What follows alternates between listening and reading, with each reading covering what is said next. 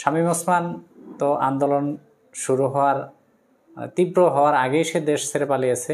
সে একমাত্র জান্নাতি ব্যক্তি যে কিনা প্রতি রাত্রে 70 ওয়াক্ত মানে তাহাজ্জুদ পড়ে ব্যক্তি বাংলাদেশে একজনই 70 ওয়াক্ত প্রতিদিন রাত্রে সে তাহাজ্জুদ পড়ে আল্লাহু আকবার করে।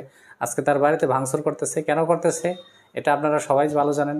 আপনারা ভিডিওতে দেখলে বুঝতে পারবেন মানুষ কি পরিমাণ তার পিছনে লাগছে রে ভাই। আমি থাকলে তার পিছন দিয়ে ডিম সিদ্ধ করে ডিম ঢুকিয়ে দিতাম। আর সে এই জাতিকে অত্যন্ত বিরক্ত করেছে।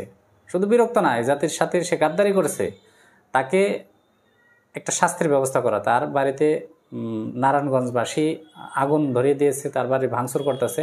এটা তার পাওয়া, অবশ্যই পাওয়া। এই স্বাধীন বাংলা, নতুন স্বাধীন বাংলাতে যারা স্বাধীনতা অর্জন করেছে, এটা আমি মনে করি তার বাড়িতে আগুন দেওয়া এটা তার প্রাপ্য।